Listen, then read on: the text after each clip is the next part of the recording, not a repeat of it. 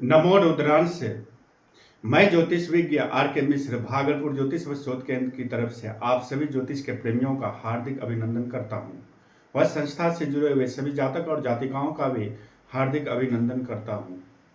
मेरे प्यारे ज्योतिष प्रेमियों, आप सभी जानते हैं कि लग्न का प्रभाव हमारे जीवन पर क्या पड़ता है। लग्न जो मस्तिष्क का कारक है, जो हमारे सोच को निर्दिष्ट करता है, किंतु आज हम आप सबों के समक्ष लग्न के बारे में विशेष कोई चर्चा नहीं करने जा रहे। मैं आज जन्म कुंडली के दूसरे भाव के बारे में आप सबों के समक्ष चर्चा करने के लिए जा रहा हूं। ये शैक्षणिक क्रियाकलापों के लिए जरूरी है। इन सूत्रों के माध्यम से आपको महर्षि पराशर द्वारा सुझाए गए षोडश वर्गीय चार्ट बनाने की आवश्यकता नहीं होगी, किंतु इसका प्रभाव षोडश वर्गीय चार्ट से कहीं भी कम नहीं है। यदि आप बिना गणित किए हुए, बिना किसी भी जोड़ घटाव या गुना भागा किए हुए ज्योतिष के संदर्भ में फलित करना चाहते हैं, तो इसमें आपको इन सूत्रों का विशेष प्रभाव देखने को प्राप्त होगा। तो आइए ज्योतिष के इन सूत्रों के बारे में आप सबों के समक्ष अपनी वाणी के द्वारा रखने के लिए जा रहे हैं, जिसमें आज हम इस शैक्षणिक क्रियाकलापों के द्वारा ये सीखेंगे कि वाणी का हमारे जीवन पर क्या प्रभाव पड़ता है। किंतु उससे पूर्व कुछ बातों को आप सबों के समक्ष स्पष्ट तौर पर रख देना चाहता हूं। जिस प्रकार लग्न कुंडली में आप जानते हैं कि 12 भाव होते हैं, किंतु इसे एक नए दृष्टिकोण से आपको देखने चाहिए। डिविजनल चार्ट नंबर 1, जिसे लग्न कुंडली के नाम से जाना जाता है, इसे सिर्फ एक चार्ट के रूप में ना देखें। डिविजनल चार्ट नंबर 1, जिसे लग्न कुंडली कहा जाता है, इसके 12 भाव को आप 12 लग्न के रूप में देखना प्रारंभ करें। यदि आप इसे 12 लग्न के रूप में देखते हैं, तो आपको सुझाए गए इन ज्योतिषीय सूत्रों को, जो मैं अभी बताने के लिए जा रहा हूं, इसे समझने में आपको वो बेहद ही सहायक सिद्ध होगा। तो आइए जानते हैं कि लग्न कुंडली के ये 12 भाव, 12 लग्न कैसे बनते हैं। हर एक भाव का अपना एक विशेष प्रभाव है, जिसमें लग्न का शरीर के मस्तिष्क से संबंध है, तो वहीं पर दूसरा भाव वाणी से संबंधित है, तीसरा भाव पराक्रम से संबंधित है, चौथा भाव भावनाओं से संबंधित है, पांचवा भाव ज्ञान से संबंधित है, छठा भाव संघर्ष से संबंधित है, सप्तम भाव साझेदारी से संबंधित है, तो वहीं पर आठवां भाव रहस्यों से संबंधित है, नौवां भाव भाग्य से संबंधित है, तो दसम भाव कार्य से संबंधित है, वहीं पर एकादश भाव आय से संबंधित है, इच्छा पूर्ति से संबंधित है, तो वहीं पर जन्म कुंडली का द्वादश भाव व्यय और खर्चे से संबंधित है। तो आइए इन सभी भावों के कारकत्वों के अनुसार इसे 12 लग्न के रूप में देखने की चेष्टा करते हैं। ये ज्योतिष के अकाट्य सूत्र हैं, कृपया इसे ध्यान से सुने। हर एक भाव का अपना एक प्रभाव है और अपना एक स्थिति है। मेरे प्यारे ज्योतिष प्रेमियों, आप सबों को इससे पूर्व के ही वीडियो में लग्न के औचित्य के बारे में बताया गया, किंतु आज हम जन्म कुंडली के दूसरे भाव वाणी के बारे में आप सबों के समक्ष अपनी बातों को रखने के लिए जा रहे हैं। ध्यान दें, ज्योतिष के 3 भाग हैं, जिसमें होरा, सिद्धांत और संहिता के आधार पर ज्योतिषीय क्रियाओं का निर्धारण होता है।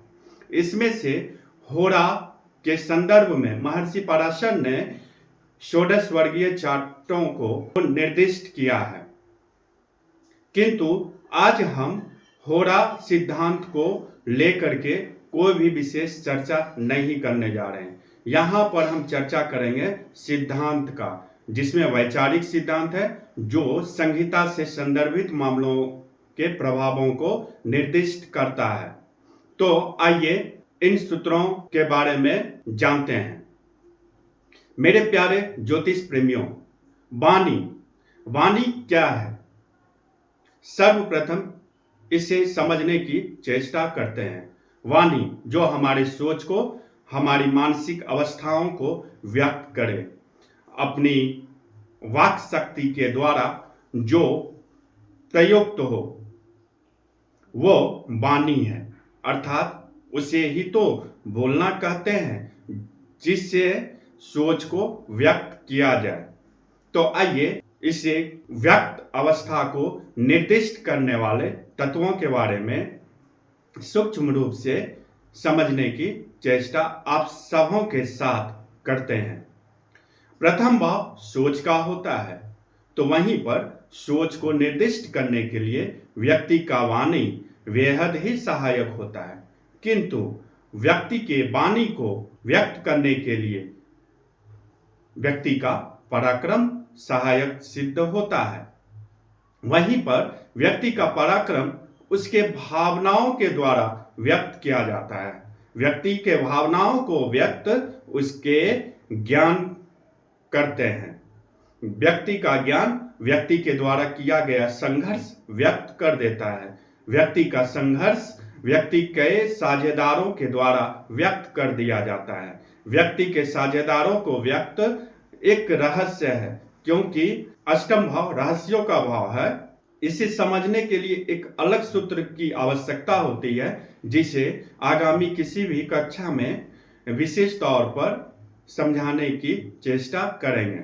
व्यक्ति के जीवन के रहस्यों को व्यक्त व्यक्ति का भाग्य करता है। इन बातों को नहीं भूलना चाहिए। व्यक्ति का भाग्य को व्यक्त करने वाला भाव व्यक्ति का कार्य है। व्यक्ति के कार्य को व्यक्त करने वाला भाव व्यक्ति का आय है, आय का भाव है। व्यक्ति क्या अचीव कर रहा है, क्या आय कर रहा है, उसको व्यक्त करने वाला भाव व्यक्ति का व्यय भाव है। और वहीं पर व्यक्ति के व्यय को व्यक्त करने वाला व्यक्ति स्वयं है, कि व्यक्ति ने क्या क्या इन्वेस्ट किया है, क्या क्या खर्चा किया है, क्या क्या उसने लॉस सहा है। अतः ये ज्योतिष के एक ऐसे अकाट्य सूत्र हैं जिसे जाने बिना आप किसी भी भाव के प्रभाव को, किसी भी ग्रह के प्रभाव को आप ज्योतिष में नहीं समझ सकते। ये फलित ज्योतिष के लिए बेहद ही उपयुक्त और जरूरी सूत्र है। अतः इस सिद्धांतों के उपरांत हमें ये पता चलता है कि वाणी का सिर्फ एक भाव जन्म कुंडली में नहीं होता। वाणी के 12 भाव होते हैं, जिसके 12 स्वरूप हैं, 12 प्रकार की क्रियाएं हैं, 12 प्रकार की स्थितियां हैं। अलग अलग भाव के वाणी को अलग अलग स्थितियों के अनुसार व्यक्त किया जाता है। आशा करता हूं कि आप सबों को ज्योतिषीय क्रियाओं से संदर्भित मामलों में भागलपुर ज्योतिष व शोध केंद्र की तरफ से फलित ज्योतिष हेतु जो सूत्र आज निर्दिष्ट किया गया है, ये सूत्र आपको बेहद पसंद आया होगा। पुनरागमन तक के लिए भागलपुर ज्योतिष व शोध केंद्र की तरफ से आप सभी ज्योतिष के प्रेमियों को नमस्कार करता हूं। धन्यवाद।